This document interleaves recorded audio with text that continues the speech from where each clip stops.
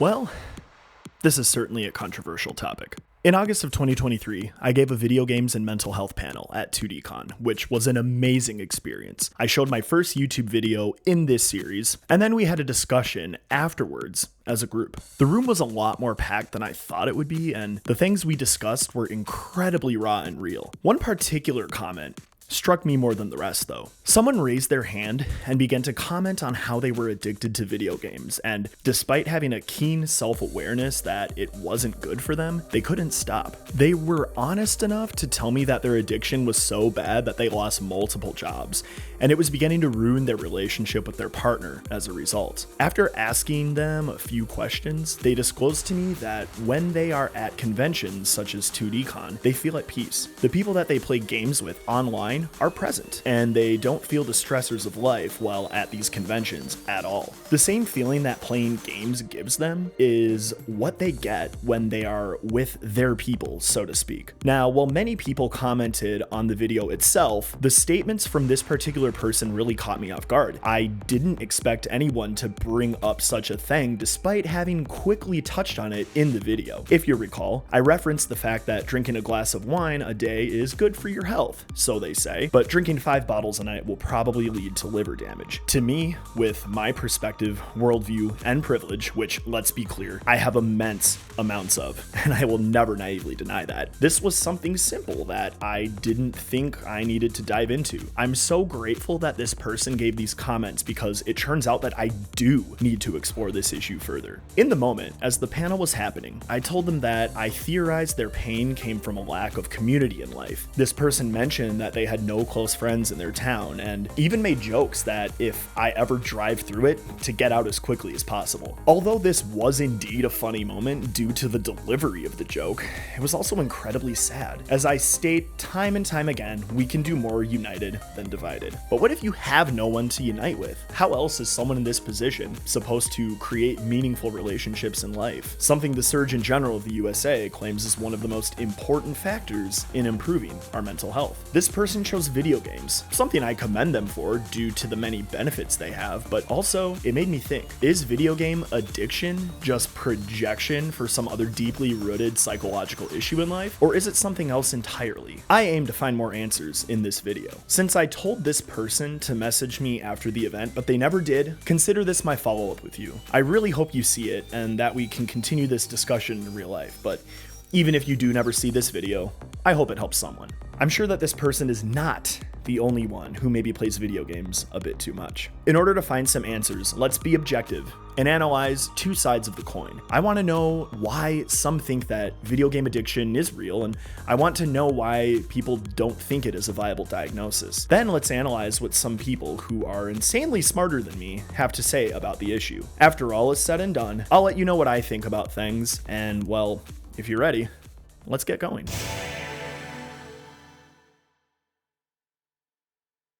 Some common arguments for video game addiction being real are that it mirrors the behavioral patterns seen in other addictive disorders, and affects people's physical, social, and mental well-being when it is prioritized above other responsibilities in life like work, school, or relationships. According to certain studies, prolonged gaming can rewire the brain's reward system, and sometimes gamers have withdrawal symptoms if they go for periods of time without playing.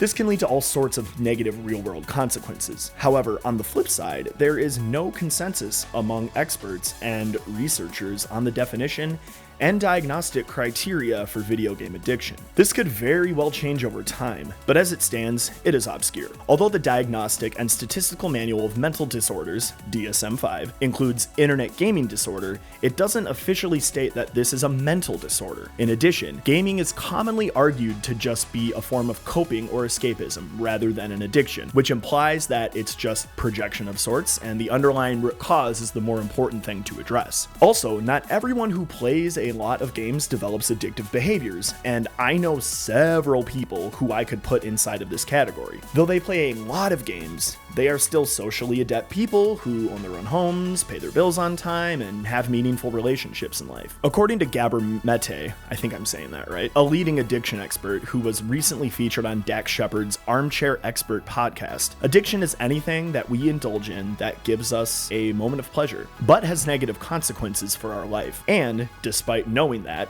we cannot stop the behavior. However, he also states that addictions aren't diseases you inherit, they are attempts at relieving suffering. As such, I personally think it is incorrect to compare video game addiction to something like alcohol or drug addiction, because the way that it affects the brain is completely different. Video games aren't harmful substances that we put into our body, or I should hope not. That said, if any kind of behavior is causing a problem, it is a problem. As Gabramete notes, if it's getting in the way of things that you want to do, your professional life, your relationships, your sleep, or your health, then it is a problem. In my case, if gaming were to prevent me from partaking in my creative pursuits, then it would also be a problem. That said, I kind of wish I had more time to game, so as it stands, it isn't quite a problem yet. Yet as life ebbs and flows, seasons change, and the things I do become different over time, I could find myself in a period of immense gaming. If I do, it's good to know the signs and to be transparently self-aware of my habits in this realm.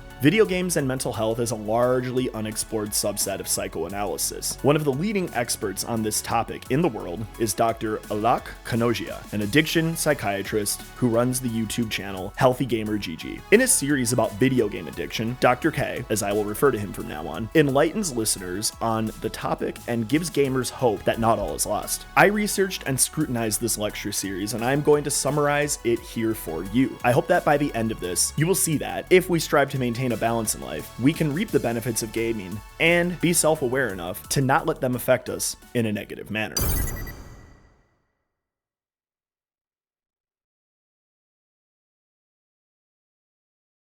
To begin, Dr. K describes that alcohol and drugs are actual substances that enter your bloodstream and alter you. They touch different areas of the brain than something like gaming would, as it's not a physical substance. What makes a game fun though? Dopamine release. This dopamine release can be broken down into 3 phases of gamers. Phase 1, the game is actively fun, and we want to keep playing it. Phase 2, the game doesn't give us a high anymore, like it did in Phase 1, but it still removes a low in life. Phase 3, gaming in general isn't even fun anymore, but we are trapped in our game and we don't know how to stop doing it. We don't even enjoy it, but we literally don't know how to do anything else. In Phase 3, we begin to develop an addiction in the nucleus accumbens, which connects the limbic system to the motor system and encompasses motivation, reward, pleasure, addiction, impulsivity, risk-taking, survival, and reproductive behaviors. When the brain reaches a certain threshold, it almost turns the volume down on those fun things because we reach a point of dopamine exhaustion. This is why Phase 3 happens. Thus, when we try to stop gaming, it's hard because other things that used to be fun just aren't anymore. When we feel like it's not as fun, there is a change in our neurochemistry, and games have exhausted our dopamine circuitry. Dr. K then argues that we should give ourselves time away from the game to help our bodies reach a normal homeostasis. Now, if you feel like you have gone through all 3 of these phases and are stuck at a wall, this is when you know you need to make changes. Dr. K recommends giving up gaming for 3 weeks to 2 months, depending, all while realizing that the things you do won't seem as fun because your brain is resetting its dopamine circuitry. Note, however, that Dr. K doesn't recommend giving it up entirely just for a time. We will touch on this later.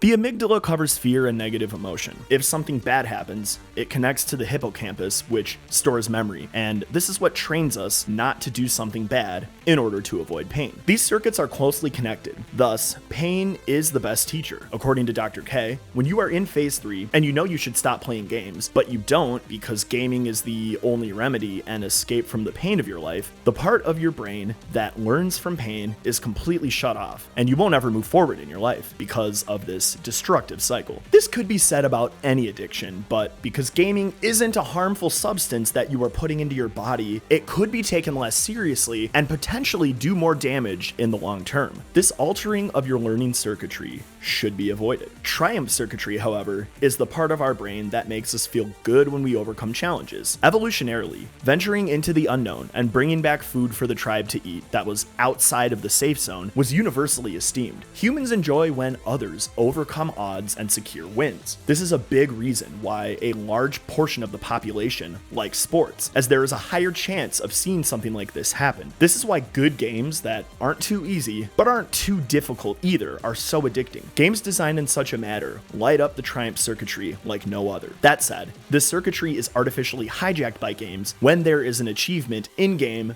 but no real-life reward. That is, unless, say, you are playing esports and your team wins a bunch of money or something of the sort. This is rare, though, and I feel like most modern games just consist of, wow, I won the match, with no other real-world reward in sight. This is why Dr. K says we must be careful, as games are designed to be beaten, otherwise they wouldn't sell. Now, despite a lot of this seemingly contradicting what I spoke about in my first video, I would say that we should just maintain awareness of this. We can use overcoming challenges in games to reinforce the fact that we can do what we set our minds to. Yes, games are designed to be beaten, but there is a lot in life that is also very much able to be beaten. At the very least, games should make us believe in ourselves. It's when we come up against obstacles in real life and don't believe in ourselves that we tend to fail most of the time. And other times, this keeps us from even trying in the first place. Having a keen awareness that video game rewards don't typically amount to anything in the real world is important. Instead, we should use this as a bridge to then go out in the world and crush it because we have become believers in our ability to overcome challenges. At the end of the day, it's about having a proper mindset and our ability to flex self-control.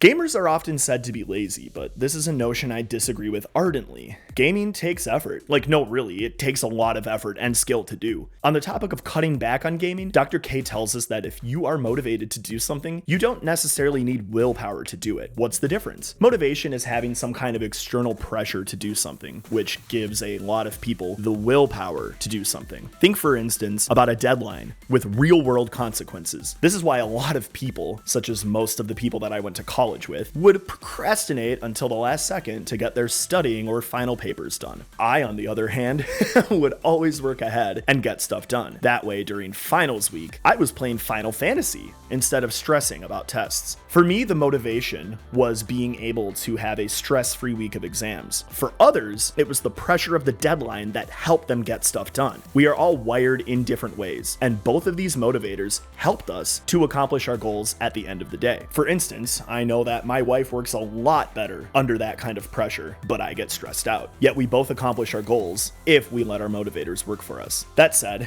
we need to make it easy for ourselves to do the things we want to do. For instance, if I want to use social media less, deleting the apps off my phone and only using them on my desktop is a good solution for me. This might not work for you, but for me, it enables me to maintain control of my time. In my opinion, Dr. K's best statement from this lecture was, the more you build your environment to prompt the motivations you seek, the less willpower you need to accomplish your goals at the end of the day. These motivators should come in the form of a competing interest, which Dr. K says that you cannot overcome an addiction without. There has to be a reason that you want to cut down on your gaming if it is becoming a problem. The competing interest has to be a huge motivator, not just a desire, aka I want a girlfriend or I want to get a job, etc. You can't tell someone who is smoking that they are going to get cancer because they already know that, and it won't be motivation enough for them to stop smoking. This is why warnings in Europe don't work, and you often walk down the street seeing 16-year-olds smoking cigarettes. Dr. K says that there has to be a cost today if you want to stop an addiction from controlling your life. What if we asked the smoker instead, do you want to see your grandkids get married? It would perhaps have more of an impact. Now, I'm in total agreement with this. Desires do not motivate our behavior. They're just desires. Yeah, sure, I want to be financially free and be able to travel the world at any time I want to, but those are abstract, lofty ideas. Dr. K notes that a competing interest is tied to values. When you move in the direction of these values, you feel fulfillment, but most people have values that they aren't even aware of. You need to sit and think about what these are for you, because when you do, you find motivators to move you forward in life. These are different for every person. For instance, one of my values in life is helping other people. This motivates my entire YouTube channel and causes me to try and have deeper conversations with people rather than just small talk. I also value quality connection with my wife, and I will literally do anything to have quality time with her. I honestly structure most of my days around it. Lastly, I value having as many new experiences as possible due to the fact that I'm going to die someday and I don't want to waste my life. These are the main motivators that cause me to do the things that I do in my life. It's why I am a yes man instead of a person that withdraws and avoids people. Now, keep in mind that I said values are different for everyone, and my values are my values. Yours are probably different, and that's okay. You just need to know what motivates you, and you have to be honest about it. If we think about this in reverse, according to Dr. K, you actually need willpower to restrain motivation. Think about times when you really wanted to do something in life, and how going against that would have been very hard for you. Dr. K's example is going to the bathroom. We don't go to the bathroom just because. No, we go when our body is motivating us to go, and to hold it in requires a lot of willpower. Thus, when you find motivations in life, they will drive you towards your goals, and we need to find these things in order to change our behavior for the better.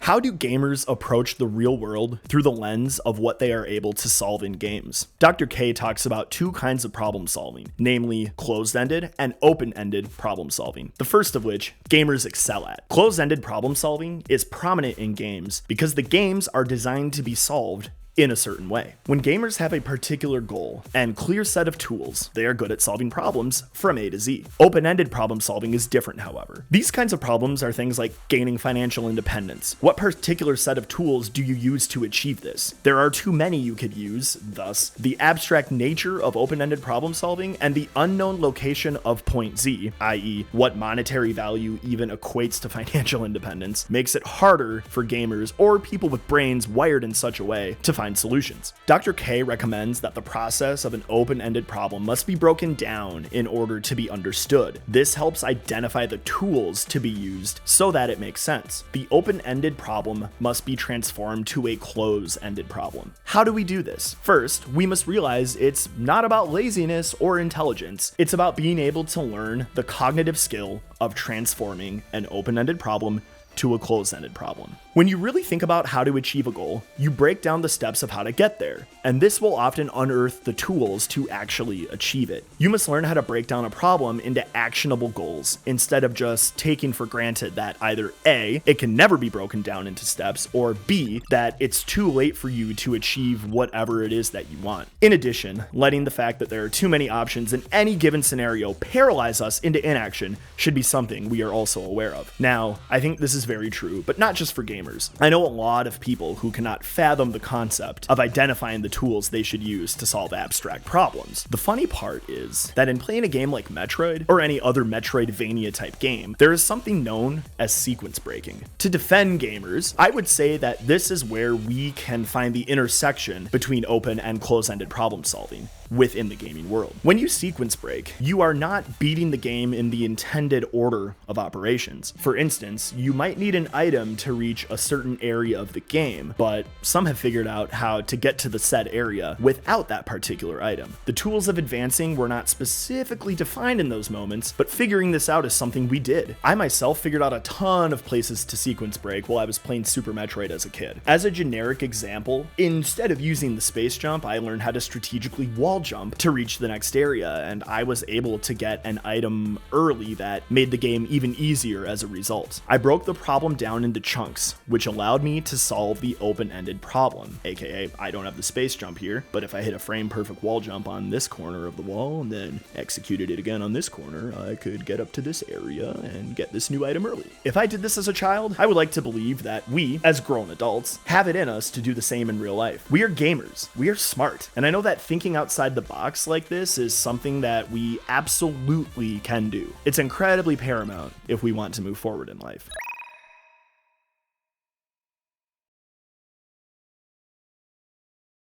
Dr. K tells us further that sometimes when gamers don't see a chance of something working, they avoid the entire thing. This is damaging, as you need to try things a couple of times in order to get it to work. When in this scenario, gamers will say, "Oh, I knew it wasn't going to work anyways, I'm never going to try that again." This could be part of the reason you cannot move forward in life, as it requires overcoming fear and taking risks, despite the fact that you think it might not work. Here's the kicker though. If it doesn't work, try again in a different way. If it does work, then wow, it worked. You still need to shoot your shot. And if you miss, you will have more data to know how to succeed the next time. When playing games, this kind of problem solving to overcome challenges is necessary. Say you are playing an RPG and you get ousted by a boss. Maybe your party structure is wrong. Maybe you need to use more buffs. Perhaps it would help to have a healer. Maybe you need to grind and level up more and then come back to the boss. I remember distinctly that I had to do this in Final Fantasy 13 at some point. I dedicated 3 days to just grinding in a certain spot. Then I reapproached the boss and kicked its ass. There could be a number of reasons you are failing, and trying the same thing, yet in different ways, will eventually result in you slaying the boss. Now, as Dr. K directly says, the real world is way more nebulous. Yes, there is a chance that things might not work right now, and you could feel defeated as a result. However,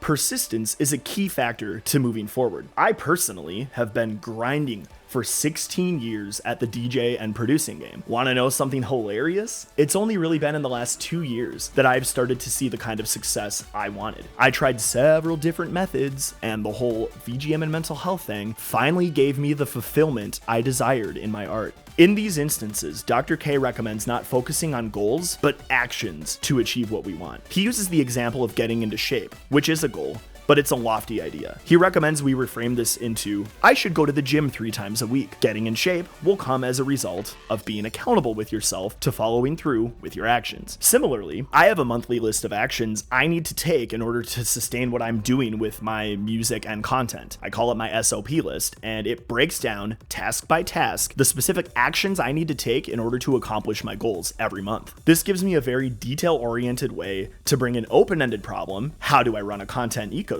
into a close-ended problem. Here are the steps and tools I need to accomplish it. This, quite honestly, is the only way I am able to keep up with what I'm doing without getting lost.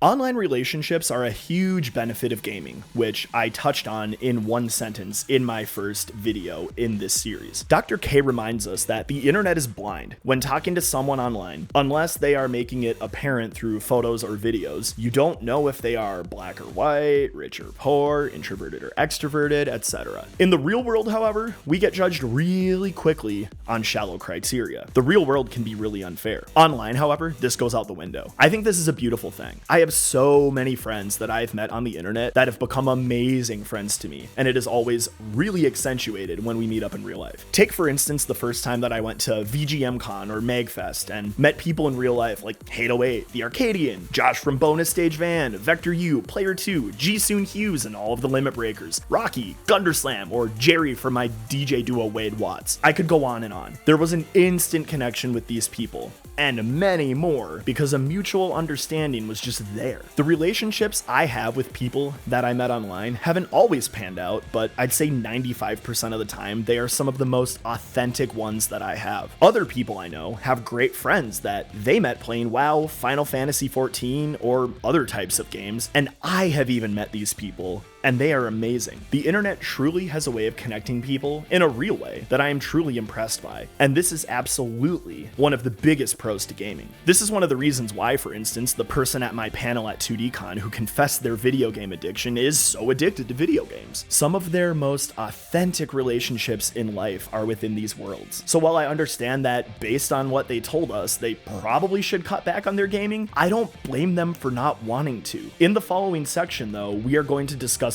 why restricting playing games entirely is a bad idea, and we'll end this video with my thoughts advocating for a balanced approach to this topic.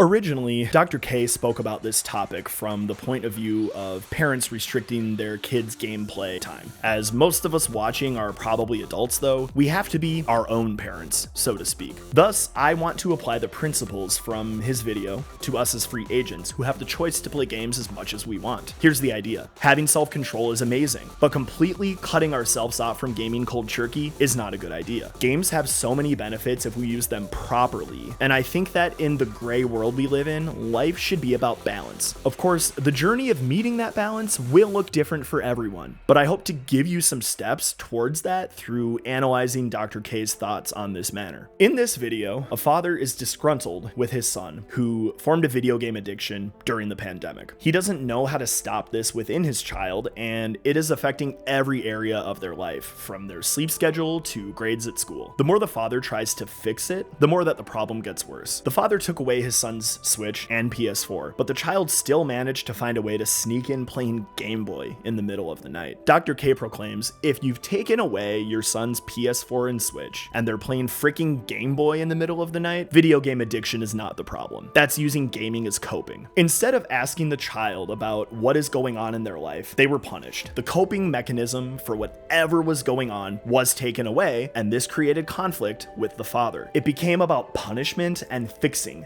not collaboration and cooperation. The power dynamic kicked in. I'm a parent and I know what's best, and there was no collaborative effort to find out the root cause. In a similar fashion, you must find the root cause of your video game addiction. If you know that it is a problem, literally a gaming addiction is just coping or projection with something else going on in life that we don't like. If we can identify the root cause, we can find a solution by using Dr. K's method of coming up with the tools to turn this open-ended problem into a close-ended problem. We shouldn't punish ourselves either, like the father did, by doing rash things. If we do cease to game, we should keep in mind that there are benefits to this, and we won't be giving it up forever. We must seek to achieve balance. There are certain things in life that help us cope with its stressors. If you couldn't have already guessed, one of these things for me is music. This encompasses most types of music too. I find comfort in feeling chords, enjoying melodies, and contemplating life with lyrics that are deep and meaningful. Some could say that I am even addicted to music, and in a bad way, when considering the standards of society. After all, my life is dedicated to it, and having chosen the life of a musician, I am not in a real job and thus am poorer than I would have been if I had chosen to give up and pursue a career instead. Does being poor as a result of my music addiction prove that it is a bad thing? Or does it prove that I just chose an alternative lifestyle and society's standards are wrong? After all, I am happy right now. And when I was in a corporate job, as I spoke of in my video on Persona 5, I was absolutely miserable. What is more important? I'm not arguing here that society's standards are wrong and you should keep gaming excessively because screw meaningful relationships and financial stability. No. You are a gamer and you are smart, and I know you have enough common sense to realize this. I know you are smart enough to be self-aware and realize that excessive gaming could be a problem for you. To reiterate, drinking a nightly glass of wine is good for your heart, so they say, but drinking 5 bottles a night will lead to liver damage. Now, I will end this video with a disclaimer. Everyone is different. However, I am not a fan of cutting off gaming cold turkey. Gaming has way too many benefits to just be given up entirely. I don't think this is a healthy approach. It might be necessary for a time to restrict your gaming until you can come back to it in a balanced fashion, but gaming isn't a harmful substance like drugs or alcohol that will change your brain chemistry in a deeper way or even destroy parts of your body. If I can be allowed to summarize all of this information, I would suggest a few steps based on what we've learned. First, identify if gaming is a problem for you. Be as honest with yourself as you possibly can be, like the person in my panel at 2DCon was. I want to stress that I really admire their courage to admit that, not only to themselves, but to an entire room of strangers. It was amazing. When you are honest, if it's a problem or not, you can take steps to do something about it. And I'm talking be completely honest, even to the extent of realizing that healthy video game usage is possible, absolutely. But for you right now, it probably is not. You have to get to a point where you are in control of yourself before healthy usage is possible again. This dictates that you cannot seek moderation at first. Now, I believe in you that you can absolutely eventually achieve this, but it's going to require rewiring your circuitry first, which will take time. So give yourself the space and have the mindset that this will require work. Next, identify your motivation. As Dr. K mentioned, desire is different from motivation. Just simply cutting back on gaming is a lofty ideal, but if it's, say, ruining your relationship with your significant other, perhaps maintaining this relationship should be your motivation. If you don't quit gaming excessively, they might want to leave you, and you should want to prevent this. Of course, there are a number of examples in life, but just find out what it is for you. After that, use Dr. K's method of transforming an open-ended problem into a closed-ended problem. by identifying the tools to make it a reality and turning those into actionable steps that help you move forward. I'll say it again. You're a gamer. You're smart. I won't let you say anything less about yourself. You got this. It has nothing to do with laziness, but everything to do with actually wanting it due to having motivation towards a goal. During this time,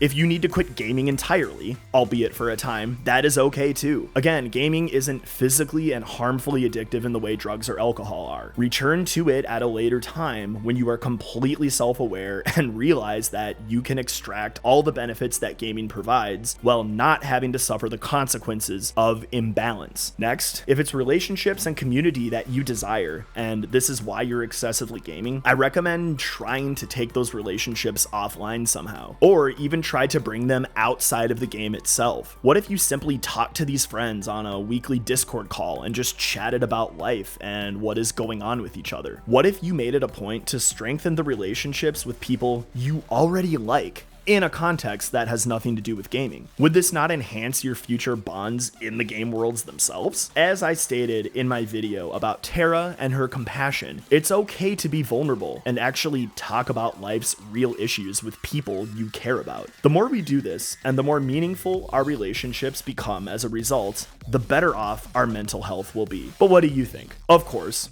like most things I discuss on my channel, there is no one-size-fits-all solution. And if you feel you are struggling in such a way that you need professional help, I urge you to go against the grain and seek it out. This always makes you stronger, 100% of the time. And I must say, because Sue Happy America, that I am not licensed in any way. And this video, where I regurgitate Dr. K's advice and give my thoughts about it, is for entertainment purposes only. That said, let me know your thoughts in the comments below. I am excited to learn and grow alongside all of you.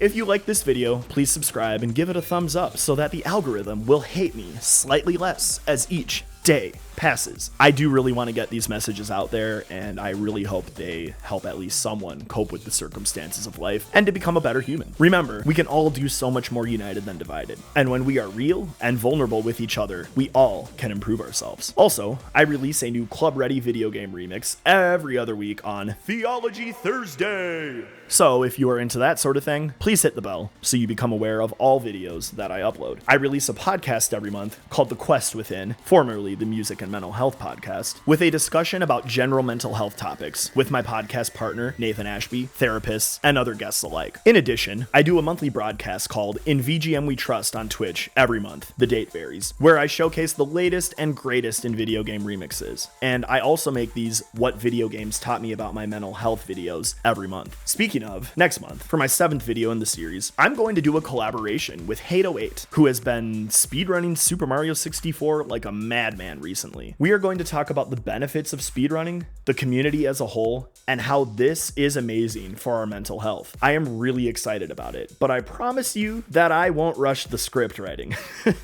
We'll leave the rushing to the speedrunners themselves. I'm just here to talk about it. Please take care of each other, and we'll speak to you next month. Take care.